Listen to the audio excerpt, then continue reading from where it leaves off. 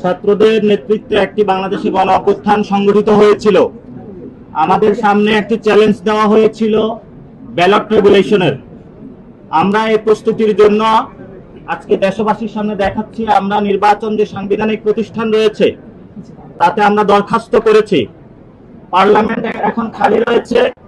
এই পার্লামেন্টে আগামীতে সংস্কার বা ঐক্যমত কমিশনের 400 আসনের মধ্যে 300 আসন এনসিপির ঘরে থাকবে ইনশাআল্লাহ, এবং এবারই এনসিপি পার্লামেন্টে জাতীয় সরকার গঠন করবে, যার মধ্য দিয়ে গণ অভ্যুত্থানের সংস্কার, গণপরিষদের যেসব কার্যাবলী রয়েছে সে সকল কার্যাবলী জনগণের ম্যান্ডেট নিয়ে ব্যালট রেগুলেশনের মাধ্যমে ইনশাআল্লাহ বাংলাদেশে সম্পন্ন করবে। আমরা আমাদের দলীয় প্রতীকের ক্ষেত্রে শাপলাকে প্রাথমিক দিয়েছি এবং সেখানে কতগুলো কোশ্চেন এসেছে যে আমাদের প্রতীক কি, আমরা নিবন্ধন আজকে কেন দিলাম।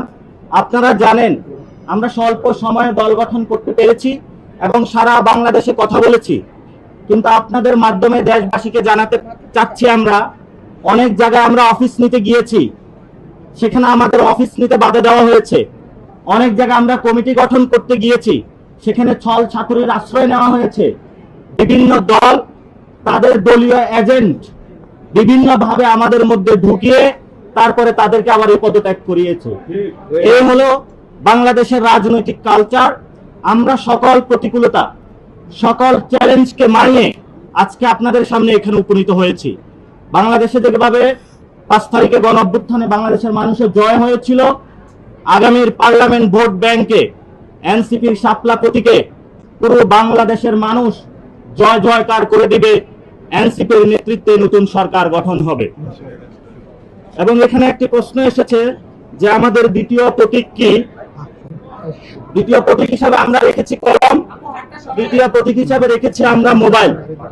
তবে আমরা নির্বাচন কমিশনের কাছে এবং দেশবাসীর কাছে আবেদন রাখবো আমাদেরকে যাতে শাপলায় মনোনয়ন দেওয়া হয় এবং শাপলা মার্কার মাধ্যমেই জনগণের তাদের সরকার গঠন করে।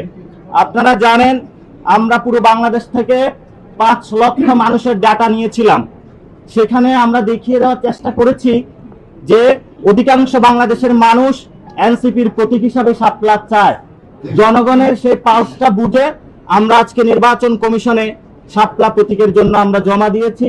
সাংবাদিক বন্ধুরা এবং দেশবাসী যারা প্রত্যক্ষ করছেন, আপনাদের দোয়া এবং আশীর্বাদ আমাদেরকে রাখবেন, সরকার গঠনে সহযোগিতা রাখবেন। ইনশাআল্লাহ আমরা এই সরকার গঠন করেই বাংলাদেশে যে জরাজীর্ণ ফেসিবাদী যে বন্দোবস্ত রয়েছে এটাকে বিলোপ করে নতুন একটি সেটেলমেন্টের মধ্যে শক্তিশালী একটি বাংলাদেশ গঠন করব।